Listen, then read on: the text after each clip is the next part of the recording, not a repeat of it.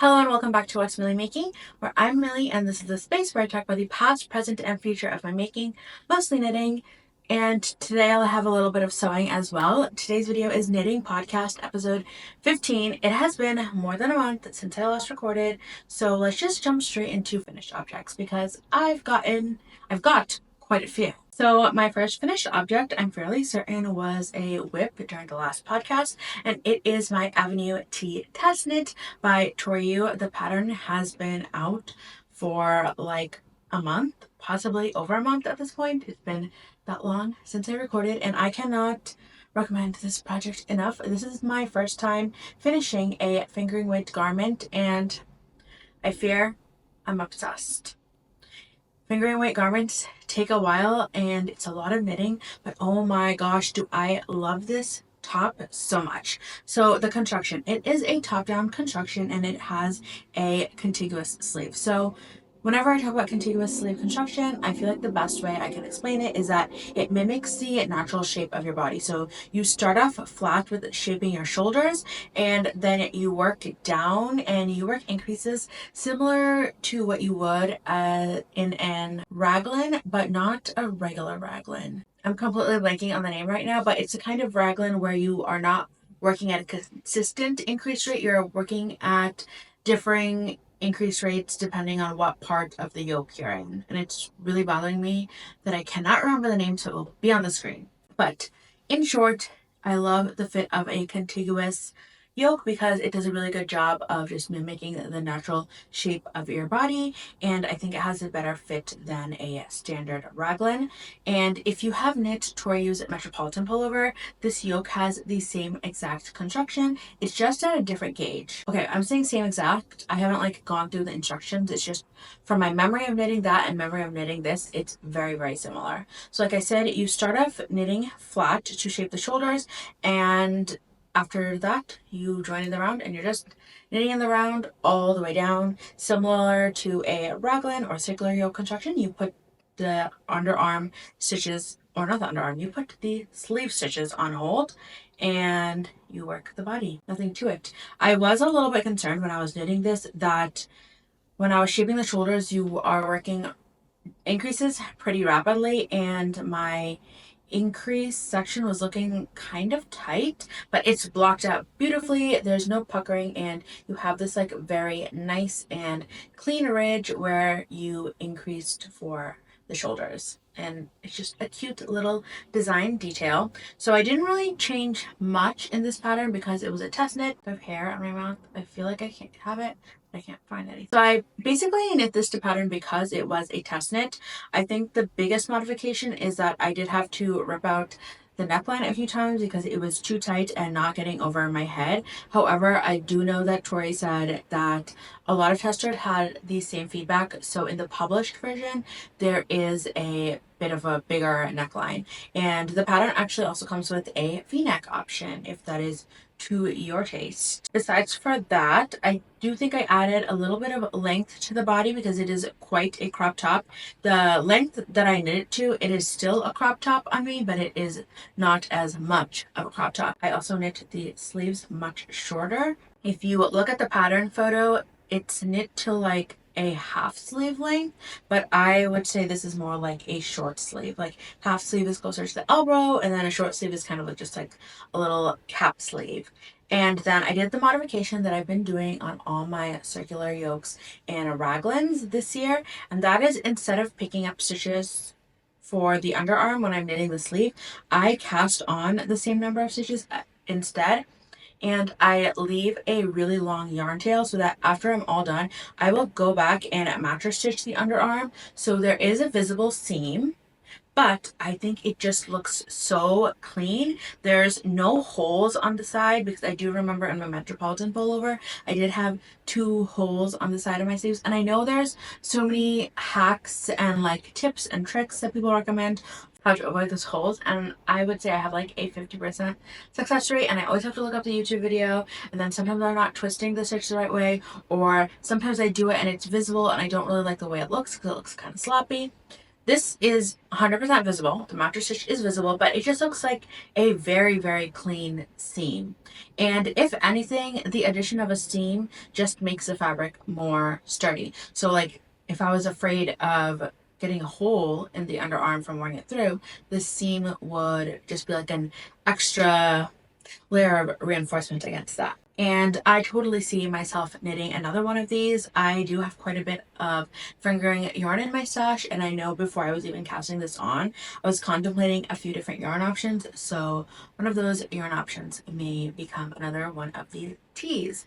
And then the yarn that I used for this is sadly a discontinued yarn, which is so sad because it's such a lovely yarn. It is Northlight Fibers Spring Street, which is 100% Falklands Merino fingering weight, and I used up every single I used up every single bit of 4 hanks of this yarn, and it was kind of a odd size. The hanks are 70 grams each, and while we're at it, let me just put up the project cost. I have to check my notes.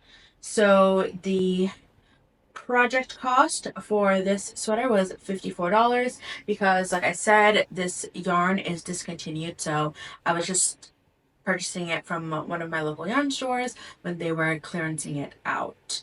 And the yarn is super duper soft. It has a lovely hand feel. It really bloomed in blocking, but despite how super duper soft it is, it hasn't pilled terribly. Like, it definitely has like a fuzzy halo all around it. I think that's just the nature of using an extra soft yarn. Like, the softer it is, the more likelihood of there being pilling. However, I don't really mind the look, and it hasn't like pilled in large chunks. I'm just pulling off my hair because the wool may not be shedding, but I always am. And even in the underarm, like I said, there is like that fuzzy halo all around it because it's just the nature of using a merino wool from my experience, but there's no like large chunks of pilling. So overall, 10 out of 10 on the yarn, 10 out of 10 on the pattern. If I had more of this yarn, I would totally repeat this project and yarn combination.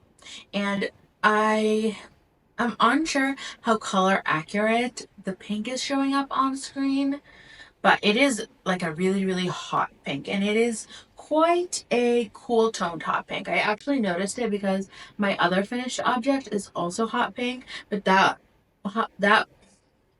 project is like a very warm hot pink. So actually, let me just grab it because it's right here. So this is my second finished object. It's my off gauge lace pullover, and as you can see, it is also hot pink. But then when I hold these up next to each other, you can really see the difference between like a cool hot pink and a warm hot pink. Like, this one next to it in real life, it comes off almost like purpley, and then this one comes off like orangey, and it's just really interesting to see how big of a difference the undertones of a color can be.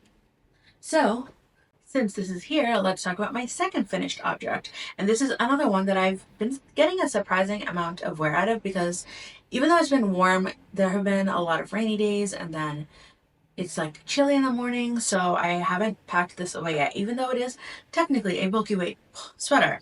So this is the off gauge lace pullover. Official pattern name is Lace Pullover by Ozetta. So earlier this year, Ozetta put out the Great Lakes Pullover, which I was like this close to purchasing because I really, really loved the look of it. However, the more I was looking at the photos, I was like, wait, this looks exactly like the Lakes pullover, but at a different gauge. And I asked on my Instagram stories, people who have knit both of the patterns, is there really any major differences between the two aside from the gauge? And people said the only difference was 1, the gauge, and 2, the neckline.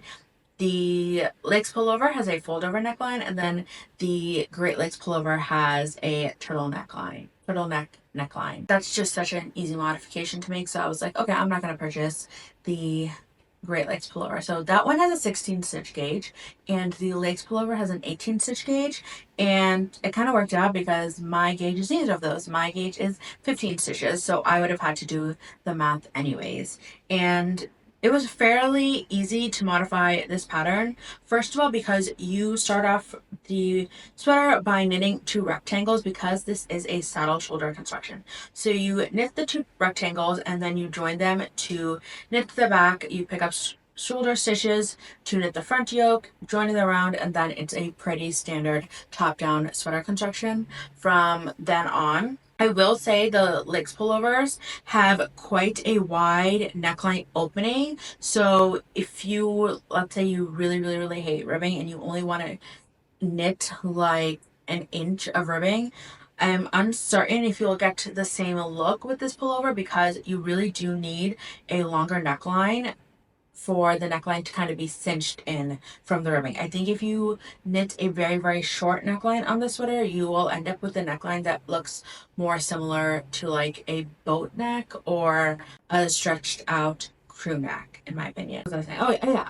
I forgot. I totally lost my train of thought. I was talking about how easy this is to modify, because you start off with 2 rectangles for the saddles, and they're just basically like really large swatches. So I calculated my gauge from that, and then I was able to do the math to figure out how many stitches I need for the body, given my gauge and my target body circumference. And then the only time I really had to keep an eye out for things is with the length of the yoke, because naturally my row gauge was much looser. So if I knit the same amount of rows as Ozetta has written in for the legs pullover, my yoke would have been huge. However, the one thing I really like about Ozetta patterns, when she tells you to knit X number of rows, she will also give you the length in centimeters and inches. So if your row gauge is off, it's very easy to keep up with what like length the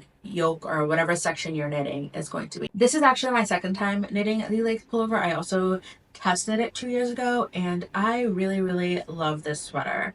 It's quite a boxy sweater, and specifically I feel like the arms of this sweater are a little bit boxier than some of my other sweaters, but I like the look of it. It's very cozy and oversized. And what else do I have to say about this? So the yarn that I use, let's talk about the yarn. I held Hillesvåg Forgarn. It's an unspun yarn. It comes in these huge plates or cakes, whatever you want to call them, and it comes double-stranded. So I just knit it double-stranded, but I also held it with a strand of silk mohair from Aimee in their Tang colorway, which I'm sure I have a picture of it somewhere. It's like this orangey, hot pink, light pink, yellow, variegated silk mohair. I think I purchased it on a whim. It was just like, I don't know, I was having a sad day. I was like, oh, let me buy some fancy mohair. And it had just been sitting in my stash for 2 or 3 years. And then finally I was like, wait, it would look so cool with this hot pink unspun. Did I mention that this unspun colorway is limited edition? I think I did. It was just for October, and they were raising money for breast cancer research, I believe. And if you are living in the US and you want to buy Hillesvåg Forgarn, or really some of the other Hillesvåg bases, I would recommend checking out Knit with Attitude. This is where I purchased mine, and I have purchased online from them 2 or 3 times. They're a local yarn store in London, and I know currently they are having some sort of GoFundMe. Support their GoFundMe, or if you want to support them by purchasing yarn, I totally recommend purchasing Hillesvåg from them. And the shipping cost was very reasonable. It does take quite some time, like a week or 2, because it is just like economy shipping, but considering that it's coming from overseas, it's not that bad. I think there are some stores in Canada that sell Hillesvåg, but it ends up just being cheaper to purchase it from the UK. I don't know what the situation will be like with the tariffs and stuff, but when I purchased it last year and the year before, it worked out very nicely. So let me just share the project cost. Now, again, this is another sweater where I used every little bit of the hot pink unspun that I had. So I knit the body, and then before I finished the body, I knit both the sleeves, because I do not like when the sleeves of the sweater are too short. I do remember my legs pullover, because it had a tight test knitting deadline. I did knit the sleeves shorter than I would like, and I found myself kind of like pulling on them when I'm wearing the sweater. So for this version, I really wanted to make sure I had a nice long sleeve. And then I knit the neckline. I knit it longer than the legs pullover, but not as long as the Great Lakes pullover. And I think the neckline is the only place that I did do a sewn bind off, just because it's like the most visually apparent bind off, and I definitely need the stretch for the neckline because I have a big head. And then finally I finished the body. I actually had to redo the bind off because at first I just bound off with the same needle size I was knitting the ribbing. Basically, I kept knitting until I literally had no yarn, and then I just bound off without knitting. So you just pass the stitch over the previous stitch and slide it off. I did that all the way around so I could really maximize how much yarn I used. However, that bind off ended up being way too tight, and I did wear the sweater a few times that way, but I just found myself like always tugging at it. And last weekend, I think I just ended up ripping out the bind off and redoing it with a 7mm needle. So the ribbing I knit was 5mm needles, and then I ripped out the bind off, ripped out one row, and then bound off with some 7mm needles, and it's so much stretchier and it's so much more comfortable. And I'm really happy that I did that. So my cost for this pullover was $122. I paid about $50, including shipping, for the Hillesvåg yarn, and then the Aimee silk mohair was $42 per skein, and I actually used way less than 2 skeins. I want to say I used closer to 1.5 skeins. I don't think I weighed my leftover mohair.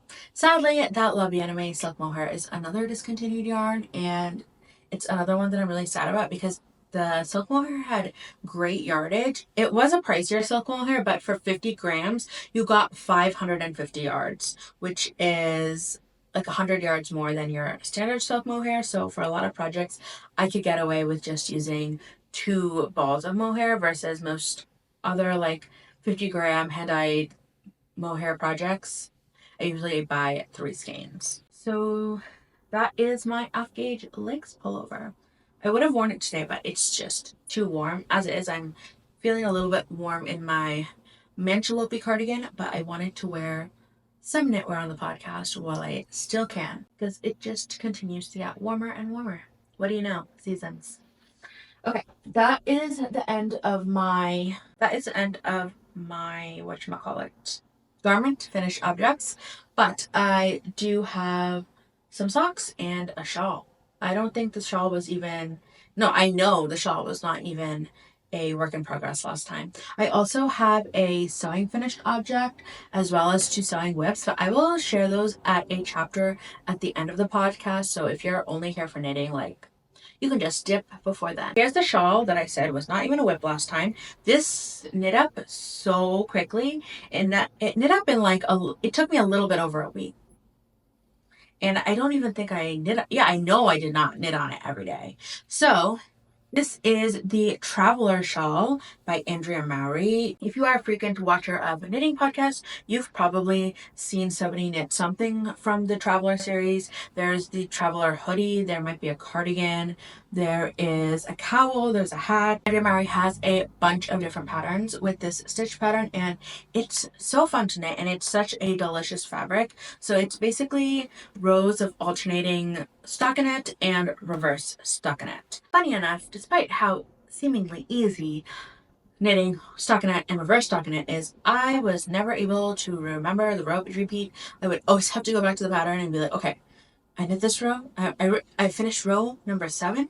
What's row number 8? Like, I knew kind of what row number 8 was, but I always had to double check. But other than that, other than having to check what row I was on at the beginning of each row, this was such a great, easy, mindless knit. I could knit on it while I wasn't looking at it, especially when the rows got bigger, because obviously each row takes me longer to knit it.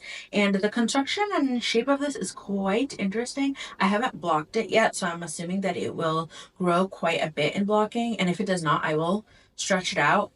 I'm mildly concerned But then I remember that my night shift shawl that I also knit with Spin Cycle grew a ton. It's super wash, it's 100% wool, and this stitch pattern is definitely stretchy, so there's definitely room for this to grow because this is a gift knit. This is why I knit it up so quickly, because I wanted to give it as a belated Mother's Day gift, and the goal is for it to be something to kind of just like wear around your shoulders while you're in the house or in the office. So you get a little bit of warmth without having to wear an actual blanket.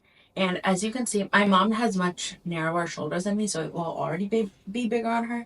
But I just want it to be a little bit more oversized. And as I was saying, the shape of it is quite interesting. So you start off in this corner right here, and you are working uneven increases. So you knit the larger triangle first. It goes like that way, and then you bind it off, and then you pick up stitches and you knit this smaller triangle. So the shawl does come in 2 different sizes because I believe that it's designed to be knit with hand spun, or obviously Andrea Mari always recommends Spin Cycle, and somebody who does not spin, I love Spin Cycle. I think the 2 sizes differ between the needle sizes, and then I think the triangle number 2 directions are where size 1 and size 2 differ as well. I think for size 1, you are decreasing at a quicker rate, and then in size 2, you are decreasing at a more gradual rate. Now, part of the reason I have not blocked this yet is because I keep second guessing if this is ugly or not. I don't know. It's just so outside of my usual color palette that I'm so unsure, because I don't want to block it and give it as gift if it's ugly. I mean, at the end of the day, I will block it because I'm not frogging all this. Maybe I'll decide in like 5 years I want to frog it, but right now I'm not frogging all this. So if it's too ugly, I will keep it for myself. But is it ugly? What do you think? Is it ugly, or if I just been looking at it for too long and it's just out of my usual color palette? And plus, like when you wear it, if I were to wear it like this, I feel like it looks cuter. I mean, not right now. I would have to do my hair and have an appropriate outfit. But I don't think it's ugly. I hope it's not ugly. So I ended up using more and less Spin Cycle than I originally planned. So I have so much Spin Cycle in stash, and my goal really was not to purchase any more Spin Cycle. I really, really want to work through some of my stash of Spin Cycle this year, because in 2026, I'd really, really love to learn how to spin, but I have no space in my yarn stash. One of the reasons I want to learn how to spin is I really love these kind of like color changing ish yarns, and I want to learn how to spin these types of yarns, but I already have so much of it in stash and I'd love to knit it up first. So this main triangle, like the bigger triangle, is 2 skeins of their dyed in the wool in the color Cassiopeia, which is one of the exclusive colorways for Starlight Knitting Society. The thing is, like, I really like the triangles by themselves. I think I'm unsure about them together. Anyways, we were talking about this color. 2 skeins of that, and then I also had half a skein of the Meadows, which is kind of like a greeny color. I had that left over from my night shawl, so I just snuck that in the sections where similar colors were already occurring in the Cassiopeia colorway. So like I remember like these rows over here, these greenish rows towards the end, these were from the Meadows colorway. And then I still didn't have enough yarn for this section, so I had to use some of the yarn from my second triangle in triangle number 1, and my second colorway was Love Spell, so this is Love Spell. This is, I think, like one of my favorite colorways from them. It just reminds me of Easter eggs. It's like pastel blues and mints and pinks and purples. Actually, my Sophie hood I knit with the worsted weight version of this colorway, and this colorway is the same colorway that I'm also using in my, it's not tessellated, framed Pullover by Andrea Mari, which I don't even know if I've talked about on this podcast because I cast it on last summer and I don't remember if I was podcasting regularly then or not. I will put a picture of it on the screen as a whip. I haven't touched it in like a year. I had initially planned on using This colorway, which is the Castle, which is another one of my favorite colorways, it also has those yellows, blues, greens. It has a little bit of pink. However, I realized after I knit up the first triangle that this Cassiopeia colorway is quite cool toned and this Castle colorway is quite warm toned, and I just didn't know how they would vibe. Yapping about nothing at this point. But long story short, I was kind of hesitant to use it in the sweater because I still want to finish my frame sweater, and I was afraid I would use all the yarn up, but that was not the case. This first section was a real yarn gobbler, but this second section only took a little bit more than one skein of yarn. So I think overall between the two sections I did use about 4 skeins of spin cycle. So if you have like 4 skeins, if you have 4 skeins of one color of dyed in the wool spin cycle, I think you could make the size 1 of this shawl very comfortably. And I did use one other yarn, and you can maybe see it on the bind off on section 1, and I also used it on the bind off on section 2. The only yarn I ended up purchasing for this project, just because I wasn't sure if I was running out of the spin cycle or not. I didn't need to purchase this yarn, I now realize, but I didn't obviously know that while I was working on the project. And it is Luxe Merino by Loops and Threads. I have knit a gift knit hat out of this yarn before in a different colorway, and I really liked the hand feel of it, and as far as I know, it's held up well over time. It's 55% superwash merino and 45% acrylic. I think it feels like a wool yarn, but it also feels like an acrylic yarn, and it kind of looks like it is a blend as well. It has a little bit of that shininess that you get with acrylic yarns. However, I really am a fan of it. I really like this colorway. I'm pretty sure it's called Celestial Blue. They don't write the name of the colorways on the label. Oh no, they did. Celestial Blue, light 3. It says 21 stitch gauge, 27 row gauge with a 3.75 millimeter needle. But I knit the shawl with 4 millimeter needles, and I think this would comfortably work with 4 millimeter needles. And ideally, I would love to maybe use this in like a blanket or something. I did see somebody on Ravelry knit an Ingrid sweater with this yarn in this colorway, and it looks stunning. And obviously, this yarn is quite affordable as well.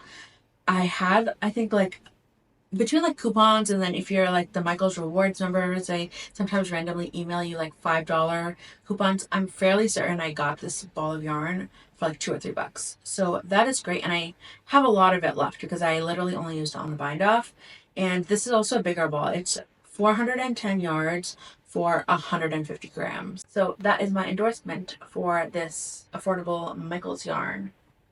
And my total cost for this project, so I think Spin Cycle has since increased their prices, but when I purchased these yarns, dyed in the wool was $32 per ball. And I know I use like odds and ends from other colorways and leftovers and all that stuff, but I'm just going to say my total project cost is 4 balls of Spin Cycle and then 1 ball of this Loops and Thread yarn. And I didn't do the math, so that cost will be somewhere on the screen. I finished my 2 at a time socks. So I say 2 at a time, but really I just mean that I knit each of them on a 9-inch circular, and I traded off which sock I was working on. So I cast on sock number 1 and I worked on it the first day. Then the second day I worked on the sock, I cast on sock number 2, I worked on sock number 2, and then whichever sock was not as further along, that is a sock that I would pick up. And then it was kind of like a race against myself. So let's say I knit 3 rows on sock number 1 and I had only knit 2 rows on sock number 2. So when I pick up sock number 2, it was imperative to me that I knit more than 3 rows on sock number 2 because I needed the sock that I was knitting on to be further ahead than the sock I was not knitting on. I don't know if that makes sense, but it was like a competition with myself, and that is how I got these socks done. I think when I look at the time that I took to knit these socks, it was like over a period of a month, but the actual time I put into knitting these socks, like whenever I was actively working on them, I just feel like they knit themselves. They were so quick. And this is Patons Kroy sock yarn in the colorway Midnight Orchid. And I did purchase this from Joann's. So I'm fairly certain my project cost for this is like $6, I want to say. And obviously RIP Joann's. I did buy some other Patons Kroy sock yarn, which maybe I'll talk about in acquisitions. So this is my fairly standard construction. It is cuff down with a heel flap and gusset. I think the only real modification I made was sometimes I feel like on my socks, because I have a wider foot, it sometimes looks like the foot of the sock is being a little bit too stretched out over like the top of my foot. So what I did is I cast on 64 stitches, and then after the cuff I usually reduce my stitch count down to 60 stitches. And then while I was doing my gusset decreases, instead of decreasing down to 60 stitches again, for the foot, I only decreased down to 64 stitches, and then I finished the rest of the foot that way. And these do fit quite comfortably. I haven't blocked them yet, but I think this is a modification I'm going to do moving forward because I do have a little bit of a wider foot. And as far as the yarn goes, I do really like this yarn. It has quite a rusticy feel to it. Like if I didn't know it's superwash, I wouldn't have guessed it's superwash from the feel of it, because it does have kind of like a hard wearing woolly wool sort of feel, and it is a 75% wool, 25% nylon blend. One mild annoyance I have with this, I bought both of these balls of yarns on the same day from the same dye lot, but they were wound in opposite directions. So even though I did a center pull from each of them, the striping sequence on both of them are in opposite directions. However, it worked out that this like dark purpley color is on both of the cuffs, both of like the heel turn on the heel flap, and both of the toes. So I think it just makes them look like a matching pair, even though the striping sequences are in opposite directions. And then I guess we can move into whips, because I have a half finished object, a half sort of whip. Basically, I finished one sock, but I haven't cast on sock number 2 yet, but I will. So my first whip slash last finished object is this Fiorita sock test knit by In Her Skein, and the pattern is now out. It's this beautiful sock with Estonian inlay knitting all along the top front of the leg and the top of the foot. It's just stunning. And then there's also instructions for like this picot edge cuff as well as an anatomical toe. It's been a long time since I've knit Estonian inlay knitting, and I forgot how fun and easy it is. The pattern also comes with a video, so it's just super easy to do. And in the video she also shares like if you are struggling with your tension or you make a mistake, how you can correct those issues. So totally recommend giving this pattern a go. She also has one other Estonian inlay knitting sock, and I think I'm going to knit that after I finish up this second sock. And then the yarn that I used for this, the white, is some leftover Blue Sky Fibers wool stock from my Highline Henley. And then the black is Sandnes Garn Sisu, which is their sock yarn. Is it 75-25 or 80-20? Wool and nylon. I don't remember. It is a little bit of a thicker sock yarn, similar to that Patons Kroy. It's honestly not my favorite sock yarn because I find it can be a little splitty, but I already had the black in stash, so I just knit it up. But I can usually get a pair of socks out of 50 grams of yarn. However, I think because this is a thicker sock yarn and maybe I knit the leg a little bit longer than usual, I will have to purchase a second ball of yarn to make sock number 2, because this is all I have left, and I started off with a full ball of yarn, and this is not enough. I did use the teensiest bit of the white yarn though, so if you have any like scrap leftovers, you can totally use them in Estonian inlay knitting. I have one other sock whip, but I am going to be ripping it out, but since it's here, let me just talk about it briefly. I was going to a wedding one weekend and I just wanted like an easy purse project, so I cast on a toe-up sock. I primarily knit cuff down socks. However, last summer I knit a DK weight sock with a Flegel heel, and I really liked the fit of a Flegel heel. I liked how it knit up, so I wanted to try it on a fingering weight sock. However, because I was like knitting this on the go, I think the increases on the sock are like hilariously bad. So I will be ripping it out. And that kind of pushes me into my next topic. I'm not done with whips. I will talk about whips after this, but what I think I want to do this summer is I have a bunch of different colors of Lang jowl Yowl. I don't know how to pronounce it, but I have 4 or 5 balls of this yarn. So that means I can knit 4 or 5 pairs of socks or 8 or 10 single socks. And one of the things that I would like to share is a video comparing all the different short circular needles I've tried for socks. Not the wooden ones, but like the metal, or I don't know if these Addy ones are technically metal or if they're like a metal looking plastic. I'll have to look into that for the video. Basically, I have a lot of 9-inch circular sock needles. I have the Addy Easy Knit Rockets. I have the standard Addies. I have the Haya Sharps. I have the regular Hayas. I have the Chiaogu 9-inch needles. I have the Chiaogu 9-inch circulars. No, I have the Chiago 9-inch circulars and the interchangeable set. And I have the Addy Flexi Flips. And I just have like the regular 32-inch or 40-inch Chiago needles for Magic Loop. So the plan is over like the 3 months of the summer, I think I'm going to make it a goal to knit one sock with each of those needles that I just listed out. And I will share like my thoughts before I knit the sock and after I knit the sock so that I can share like a comprehensive review and comparison of all the sock needles. I have already used all of the sock needles. Like I've already used and knit up socks with all of them, but just to keep things standard and so my review is fresh in my mind, because some of the needles I maybe haven't used in like a year or two, I would like to just knit up the same yarn with different needles. Long way of saying that. So that will probably be a video that comes up. I'm aiming for the end of summer, early fall. Unsure on a definite timeline. I will say before I go into making those videos, and I'm sure this will be my conclusion at the end of the video as well, that the Addy Easy Knit Rockets are my favorite, but maybe they would not be your favorite for a different reason. So that's just why I want to review all of them. So I can talk about like the differences in the cable and the needle tips and knitting experience. Some of them have slightly different lengths, all that kind of stuff. So this sock will be ripped out and will be cast on as a cuff down sock, and it will probably be going into that video. Now that I'm thinking about it, I could do it with the laying yarn, but I also do have a lot of Woolberry's BFL sock yarn. I don't know. So the sock video will either be with the Woolberry sock or the laying sock. I just want it to be consistent with all the socks that I'm knitting. Do I have... Oh yeah, I didn't even talk about like my 2 garment whips.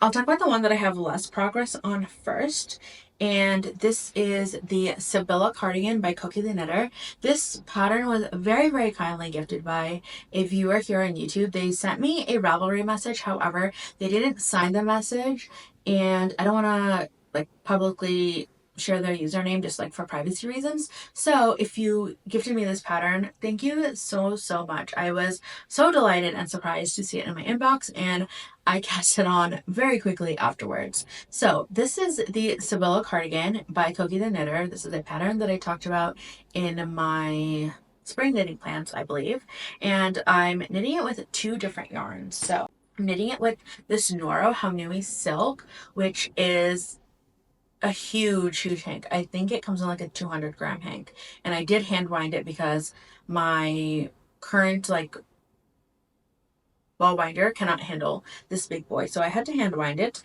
And usually I do use Noro the single ply Noro single stranded. However, I wanted to try holding it with a lace weight to see how it improves the wear of things. So I'm holding it with a strand of the Sandisgarn Alpaca Folgatrad, which is a 100% alpaca yarn. It's a lace weight, and it has, I want to say like 400, it doesn't list the yards, but it's 400 meters. And this is the colorway Marzipan. I think it's a really nice color match. And it does give a little bit of a halo because it is 100% alpaca, but it doesn't have as intense of a halo as a mohair. And I think it's also helping tone down some of the marling that's going on in this yarn. I will insert like a picture of the hank of this yarn. Maybe you can see the marling a little bit clearer that way. So here's the fabric. So I have thoughts on the yarn combination, and I have thoughts on the pattern. Because we're talking about yarn combination, let's talk about that first. So Traditionally, it's recommended that you knit your cables with a plied yarn because you will get more stitch definition and your cables will pop. That way, I think it's like, is it a 3-ply or a 4-ply that's recommended? I don't remember off the top of my head. However, I think this is one of those instances where if you know the rule, you know when to break the rule. So I knit my Urus sweater with Noro Hanui, which is a 100% wool single ply. It's actually the same wool that's used in this yarn. However, this one is blended with silk. And I really, really liked that yarn choice because that is such a heavily cabled sweater. I think if I used like a 3 or 4-ply yarn, it would give it a different fit. Like it would be a lot more structured of a sweater versus the one I have is quite drapey, and I just really like the shape and feel of it. So that's why I like using the Nora single ply yarns in cables. Now, this yarn, because of the stripiness, I just wasn't sure if I would like it in the cables or not. I did look up a lot of projects with this yarn, and there are people who knit cables with it, but it's more like subtle cables where maybe most of the project is stockinette, but then it just has like 1 or 2 cables as a little design detail. I don't know if I saw many or any projects that were all over cables with this yarn. So it definitely looks busy, but because I can still see the stitch definition and I'm liking the color and the fabric, I'm just going along with it. I reserve the right to change my mind further down the line if I'm like, no, it's too busy, I don't like it. But at this point, I think the busyness is okay. Like, it's working for me. As for the pattern, so it looks like a pretty standard, like, drop shoulder, top down construction. You are starting with the back yoke and you are shaping the back yoke with increases. Now, I thought the cables on this looked pretty straightforward, and I do think every other cable in this pattern is straightforward. However, the cable down the center back of this is a lot of work. And that's why I have not made that much progress on the sweater, because traditionally when I'm knitting cables, I will put a stitch marker in between each cable repeat. So it's very easy for me to keep track of like, oh, these are the stitches that are cabled, like if I mess up, I know I messed up within that cable repeat. However, the way that this is charted, the cables are kind of shifting. So it's not like every 4 stitches, like let's say it's a 4-stitch cable, it's not the same 4 stitches that you're cabling on each row. So maybe on the first row, first cable row, you're cabling the first 4 stitches, but then on the next cable row, you are cabling the stitch number 2 through 5. You know what I mean? So that makes it a little bit more difficult to keep track of. And I already did make a mistake and I had to row down. Is that the correct term?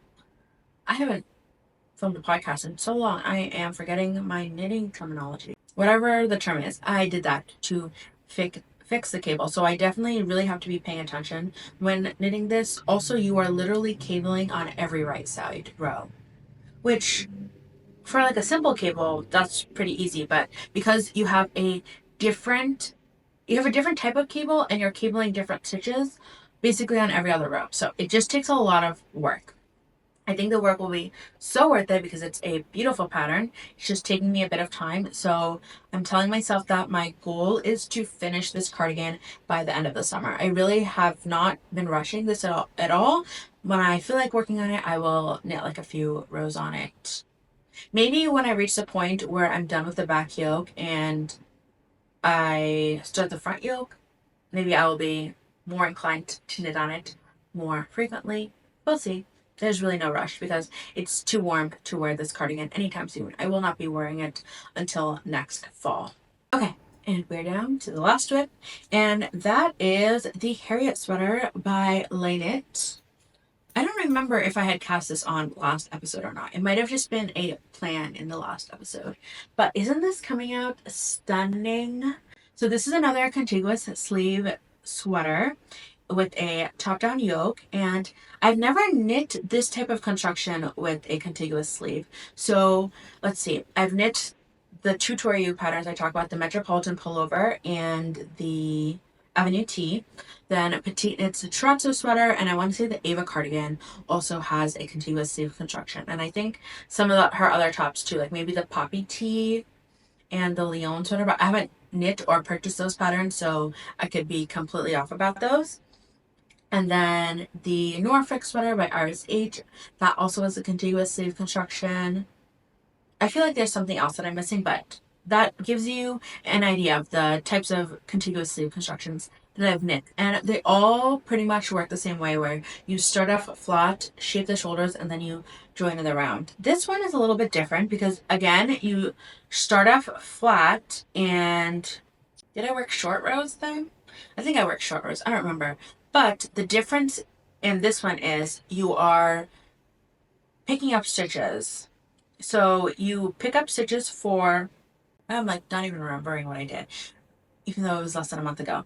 You pick up stitches for the front yoke. So basically when you start off the sweater, it feels like you are knitting a drop shoulder sweater because you are shaping the front shoulders and the back shoulders. And then to join in the round, you pick up stitches. Let me put this ball of yarn down.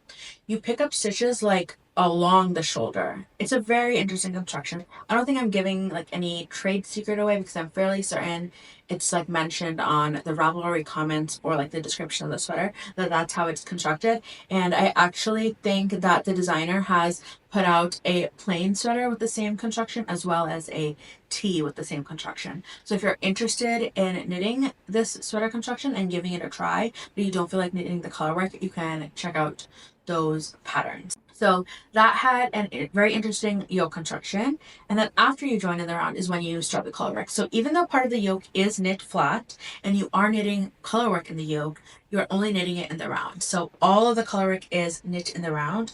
And I really, really like the ratio of this colorwork, like the way that it sits on the body, because I feel like most sweaters that have colorwork, it's either colorwork all the way through, colorwork on the top only, or colorwork on the bottom only. There are not that many sweater patterns that only have colorwork through the midsection. And I really, really like the way that it's looking. This sweater is knit to be quite long. I don't think I'm going to be knitting mine as long because right now I'm pretty happy with my body length. I think I'm going to just knit a few more rows before I knit the ribbing, because basically what I'm going to try to do is I want to have a similar amount of negative space in the top and in the body after the color work. I think in the sample there's a lot more negative space towards the bottom of the sweater. That is my plan with the sweater. The color work is all pretty easy to knit. I don't really think there's any sections with super long floats. I am having a little bit of funky tension just because I was knitting this while watching TV, so I wasn't like super paying attention to what I was doing. However, I am certain with a proper white block it will block out very, very nicely. And this yarn is so nice and crisp. I am knitting this with Kelborn Roland's Germantown DK, which was gifted to me because I am part of their affiliate program, and I do have an affiliate link for their site as well as a discount code. If you use the code Millie, you can get 10% off site-wide if you want to try this or any of their other yarns. So this is 100% non-superwash American wool, milled in the US, all super local. And I'm using 3 different colorways. So the background color is the cocoa colorway, and then I don't know if you can see, but I am actually using a low contrast, 2 low contrast colors for the color work, because in the photos of the pattern it's only using 1 contrast color, but in the actual like color work charts the designer uses 2 different contrast colors. So I just found that was interesting, because I remember when I was looking at all the project pages for this sweater, I was like, oh, everybody's using 2 contrast colors. Like, was that just like a decision everybody made? But then after I purchased the pattern, I saw that the designer actually recommends 2 colors, and my 2 colors are, the pink is either light pink or baby pink, and then the purple is lilac. I was unsure about the baby pink and the purple together, but I think the low contrast actually works out very nicely because they both pop beautifully against the cocoa. And like I said, this yarn just feels so crisp. The stitch definition in the color work looks so, so good in my opinion. And it's a 3-ply yarn, so there is the DK weight version, which is a 3-ply. And there's the classic Germantown, which is the worsted weight, and I want to say that's 4-ply. And then there's also Germantown bulky, which I'm fairly certain is a 5-ply. So the yarn and like the single plies of each of the weights are the same. It's just the number of plies that determines the weight of the yarn, I think. I'm not 100% sure because I am not an expert on yarn construction. And I'm hoping to finish this pretty soon because I think it'll be a nice spring sweater. I really don't have that many DK weight sweaters, so I would like to change that. I would like to knit more DK weight and fingering weight garments this year without mohair. I love me some mohair in Surrey, but obviously I can wear a wool top that doesn't have mohair in Surrey when it's warmer, a little bit warmer. Like, I'm not going to wear this in 90-degree weather, but you know what I mean. And that is the end of the whips. That's basically everything that I've been knitting on over the past month and a half. I don't remember the last time I recorded a podcast, but it was sometime in the beginning of April. So, month and a half, I think. I do have a lot of acquisitions. I have a lot of acquisitions, but I'm not going to talk about the majority of them today. So, at the end of April was the New Jersey Wool Walk, where all the yarn stores, or the majority of the yarn stores throughout the state, have like different trunk shows and pop-ups and sales and deals and prizes, and there's just a lot of fun stuff going on.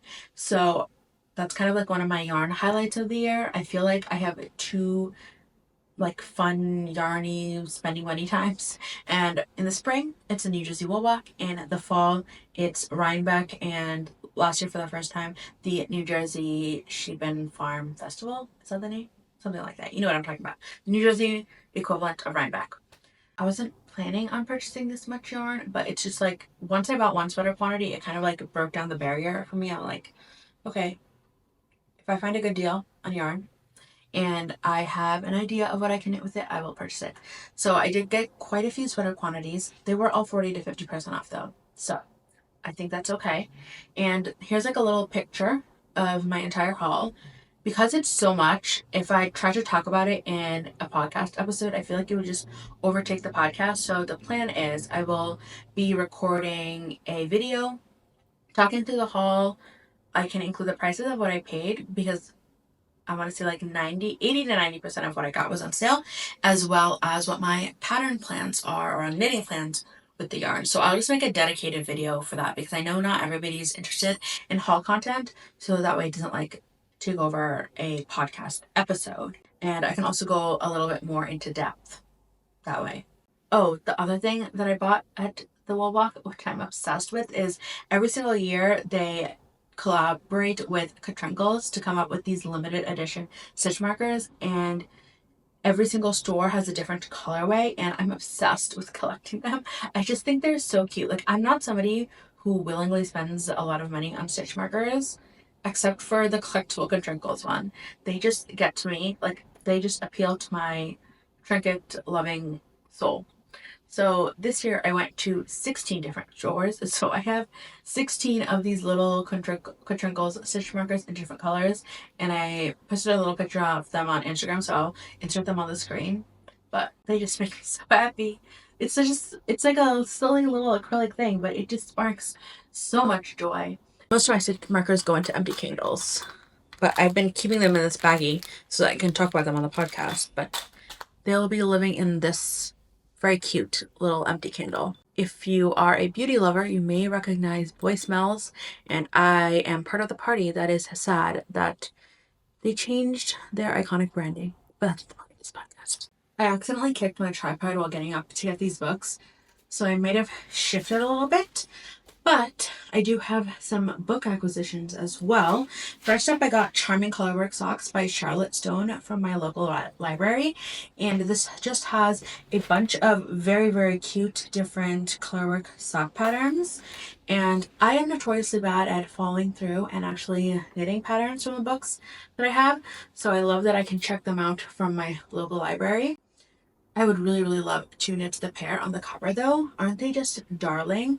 The Knit by AJ podcast, she knit a pair of these and I've just been thinking about them ever since. So when I saw this at the library, I just had to get it.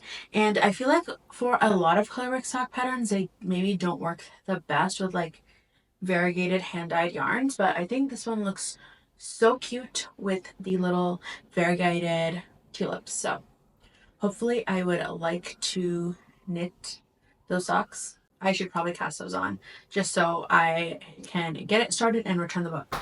And then I purchased 2 secondhand books. Last year I shared a video all about vintage sweater knitting patterns that I was considering to knit for Rhinebeck, and I do think I'm going to be making a version 2.0 of that video this year. And a strong contender for this year's pattern is a pattern by Susan Duckworth. She was a knitting pattern designer from the 80s and 90s. I don't know if she still designs because her Ravelry page does not have anything more recent, but she designed these gorgeous floral intarsia knitting patterns, and it was just like an instant love for me. So I got 2 of her books secondhand because A, they're not that pricey, and I feel like with out of print books, you just never know when they're going to disappear from the secondhand market.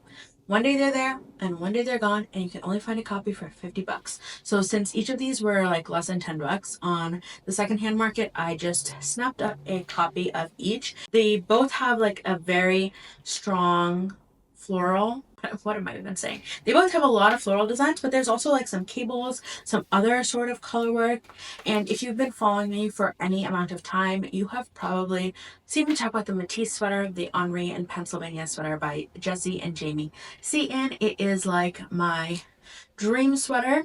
However, it is a lot of knitting. It's a lot of intarsia. So my plan is to knit a still complex intarsia project, but one that is not as complex as that one, because that one has so many color changes per row, because not only do you have intarsia in the foreground, but you also have intarsia in the background. So my plan is, there are quite a bit of sweater patterns in these 2 books that also have intarsia in the background and foreground, but there's also a number of patterns that have intarsia only in the foreground. So if you don't know what I'm talking about, like, look at the pattern on this combination. Do you see how the colors in the background are changing, but the colors in the foreground are changing as well? Versus the sweater on this cover, the background is all the same color, and it's only the foreground colors that are changing. So you are only working intarsia in the foreground, basically. I do really, really like this pattern though. We'll see what happens. But these are, the Susan Duckworth patterns are a very strong contender for my Rhinebeck sweater this year.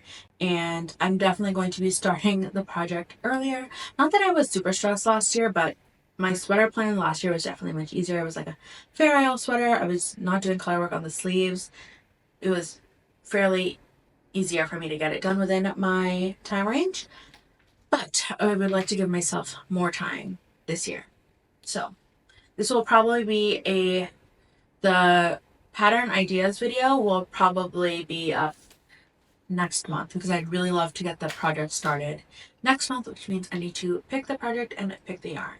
And I'll try to do like a similar thing that I did last year. So if you haven't watched last year's video, I talked through all the projects. I talked about what yarn and color combinations I would use, as well as the different like sources of inspiration I got for picking those patterns. Sometimes it was because like of a painting that I saw, and the colors and like the motif behind the painting reminded me of the sweater. Sometimes it was because of some ready to wear piece that I saw, be it designer or just something I saw at the mall. And I just talk about all of that in a video while I share a few vintage. And people seemed to like that video last year. I enjoyed filming it, so I would like to make another video like that this year. The only tricky thing is, because I shared like 6 or 7 patterns and I only actually knit one of those sweaters, some of those sweaters would be in contention for this year. But I don't want to repeat them in the video, so we'll see what happens. So those are my book acquisitions, and then I did buy some yarn outside of the wool walk, so let me grab that. Yarn is actually in my semi-finished object, which I will talk about later. So I have been going back to Joann's, I think finally, Joann's is truly closing at the end of May, and I really wasn't expecting to find any yarn that I would want to purchase there, but they restocked this Patons Kroy sock yarn, which is the same socks that I knit my 2 at a time socks with, and they had this colorway Geranium, 60% off, and then an extra 20% off. So I have 4 balls of these yarns, and I am planning to gift knit some socks, and then I should have some enough yarn left over to knit myself a pair of socks as well. So that's the plan with this yarn. And then during the wool walk, I won a prize from Do You Knit, which is one of the stores that I visited during the wool walk. And when I was there to pick up my prize, I saw this yarn, and they had a beautiful sample knitted in this yarn, and I could not resist picking up a skein. So this is from Moondrake Yarn Co., and it is their Hallow base, Halo, I want to say. Yes, oh yeah, it literally is right there on the label. It's the Hallow base. It's 109 yarns for 50 grams. Worsted / Aran weight, and it is a blown yarn construction. So it's 50% extra fine merino, 50% Pima cotton. So the core is the cotton, and then the merino is blown in. So you get this like lovely fluffy yarn, and come closer. Do you see like all those pretty pastel colors? And then the other half is just like a soft cream color, but there is still like a little bit of color here as well. And I don't know if these plans are gonna follow through. I'm not talking about this like on Instagram or whatever because my friend follows me there, but I'm fairly certain she does not watch these YouTube videos because she is not a knitter. So my plan is to knit some sort of little shruggy, like something super duper cropped but with long sleeves, like probably ends above the chest. I tried knitting something like that for myself last year, and I've just been looking on Ravelry to look at different patterns and just looking on Instagram and Pinterest for inspiration. I don't think I'm going to end up following any of the patterns because they all have something that's not to my liking, and I'm fairly certain this is something I can pretty easily self-draft because I did knit something similar for myself last year. And usually I would just make it with scrap yarn because I do want it to have like a stripy, like casual kind of look to it. But my friend does have a lot of allergies, and I feel like people who are allergy prone are often allergic to mohair and suri, so I wanted to avoid using those fibers. So one of the yarns that I purchased during the wool walk, which I'll put it in picture of on the screen, it's this Juniper Moon Farms yarn, which is also a blown yarn construction, and it's also a merino and cotton blend. So the plan is to use that yarn and this yarn and make some sort of little shrug. I think overall I'll have a little bit over 300 yards, so it should be enough because she's quite petite of a person, and like I said, I'm not going to be knitting a whole body. I want to take some like nice pictures of this yarn though because it's so cute and pretty. Okay, that is the end of the knitting content. I have no idea how long I've rambled on for because like I said, I haven't recorded a video in over a month. I tried to, it just didn't work out. So hopefully the next video will be up in the next week or two. There's like so many things I want to talk about because I still never made the video about everything that I read while knitting. Maybe what I'll try to do, because spring is technically at the end of June, so maybe I'll make a video that is everything I read while knitting in spring, so it's kind of like a seasonal overview. Upcoming videos that will be coming at some point over the next month, hopefully. One will be the New Jersey Wool Walk haul plus knitting plans, and number 2 will be my Rhinebeck sweater ideas, vintage sweater pattern ideas. The name is a workshop, and then obviously I will have another knitting podcast. I really don't like going so long between knitting podcasts because I feel like the projects just kind of accumulate and it starts to stress me out. It is what it is. So yes, those videos upcoming within the next month or so. Then before you know it, it's June, spring is over. The video that I just talked about, the everything I read in the spring while knitting video will come out, and obviously then it will be time for summer knitting plans. And over the past 2 years I haven't really been interested in summer knitting, but I think my interest is growing a little bit this year. I did get some like summer yarns during the wall walk, and I think after my Avenue tea, I am seeing the light with fingering weight garments. Okay, so that is the end of the knitting portion of this video. If you would like to see me talk about my sewing finished object, as well as my sewing whips and plans, please feel free to keep watching. If not, thank you so much for watching this podcast and watching till the end. I hope you have a lovely rest of the day. Happy knitting, and hope to see you again next time. Oh, and as always, please feel free to leave a comment sharing what you are working on while watching this video, because I'm nosy and I love to know what other people are working on, because I like to be influenced. Maybe I want to know what you're knitting, so please share. Okay, so now we're moving into the sewing portion of the video. I think part of the reason why I'm a little bit more interested in knitting summer things is because I'm really interested in sewing spring and summer things. Last year was technically my first year sewing, but I didn't really spend a lot of time sewing. But I am feeling the urge more this year, and I really, really want to learn more sewing. I want to improve my skills and make more wearable pieces. So this is my this is my only true finished object. It is the Bestie Bag by Blackbird Fabrics. This is actually my second time knitting. This is actually my second time knitting. This is actually my second time sewing this project. I made one in the size large last year before I went on like a month-long trip. However, the large size was just way too big and it ended up becoming cumbersome. So this time I decided to make a size medium, and it's like the perfect everyday bag. My favorite like everyday bag that I have not made is the Baggu Crescent bag. I just wear it all the time. It's so easy to wear. It's so spacious. And this is basically like a me-made version of it. So this time I bought this cheater fabric from Ruby Star Society. So it looks like it's quilted, but actually it's just printed that way. And I went in and I hand quilted between each of the sections on the fabric. And I love the way it looks. I think it just, I don't know. It just looks like an heirloom piece. I love it. Maybe in a year I will look back and see all like my mistakes that I made as a beginner sewist, but right now I'm just really proud of the way it came out. I think it looks so good. I did such a good job of sewing in the zipper. It doesn't get stuck. The color match, so good. The zipper coordinates so nicely to the color that I used for my hand quilting. And then I just used this like canvas strap that I bought at one of my local quilting stores with this little like black buckle. And I basically sewed it to pattern. The designer, Sid Graham, she's not the designer of this pattern. However, she did post like a whole video tutorial on YouTube on how to make this step by step. And I found that so helpful.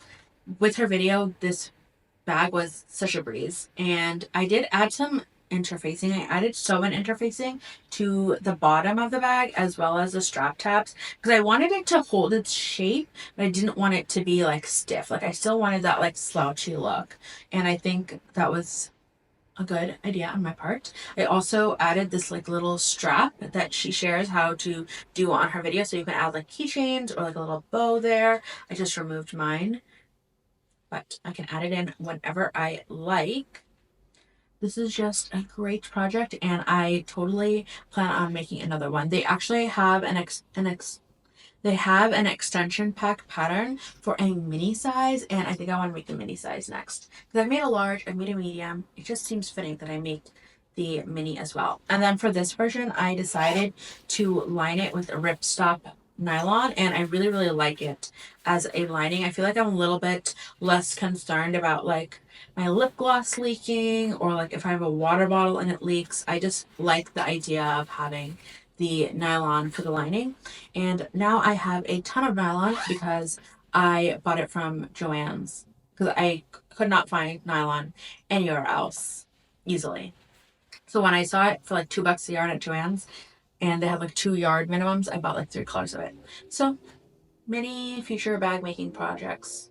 Many future bags will be lined with nylon. Maybe I can make a project bag lined with nylon.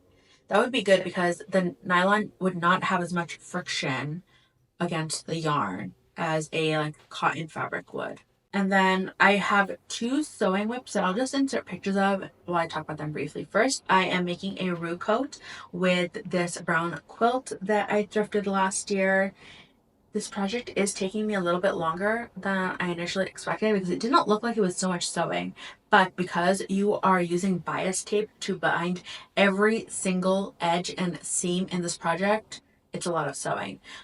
I am making my own bias tape for all like the visible seams, but then on the inside I just bought some store-made bias tape because I was getting so frustrated with the bias tape, and sadly I still need to make more to finish this coat, but it's okay. Because I am upcycling a quilt to make this, I have noticed that a lot of the parts of the quilt, the quilted like threads are ripping. So I think at some point I will try to buy like a similar, I think I'll buy this thread in a dark brown and end up like hand quilting over the sections where the thread is becoming loose or ripping out. I don't know. Maybe it would be cute to also do a contrast color, like a bunch of different contrast color quilting bits. We'll see. That is something that I do not see myself doing in the immediate future, but at some point. And then my second sewing whip of the moment is the Skyline dress by Sid Graham, who is the same designer that I said I followed the tutorial by for the bestie bag. However, this is like her own pattern. And I feel like I've had a decent amount of people on Instagram who are like on a similar boat to me. I'm very much a novice sewist. So sometimes people ask like, oh, do you have like recommendations for beginners? And I totally recommend checking out her channel. She has a few patterns, but she also has a lot of tutorials and just helpful videos in general. So I'm making this dress with some really old green gingham fabric that I've just had sitting around, and I feel so fancy calling it a wearable toile. My idea is I'm just gonna make this with some very cheap fabric that I had lying around, so I understand the construction, and then I can make another version with nicer fabric, which is apparently what a wearable toile is, because I still want to be able to wear this version, but I am also going in with the acknowledgement that I would like to make a nicer version as well. Is that what a toile is? I don't know. I don't really know sewing. That was my understanding as a novice. I also bought a ton of fabric at Joann's. I don't know if you can see it behind me or not, because they're having their closing sales, but I'm not going to talk about that right now. I probably maybe will upload a short that just goes into my fabric haul and my sewing plans with it. Okay, that is a wrap on this video. If you made it all the way to this end, thank you so much for watching. As always, please feel free to share what you are working on, because like I said, I'm nosy. I want to know what's on your needles. I want to be influenced. I want to make what you're making, possibly. So feel free to share that. And if you like the video, please feel free to give it a like, and a thumbs up, and follow along for the next videos. I already talked about what some of the possible next videos will be, and I think I've run out of things to talk about. So this is the end. Happy knitting. Hope to see you again next time. Bye.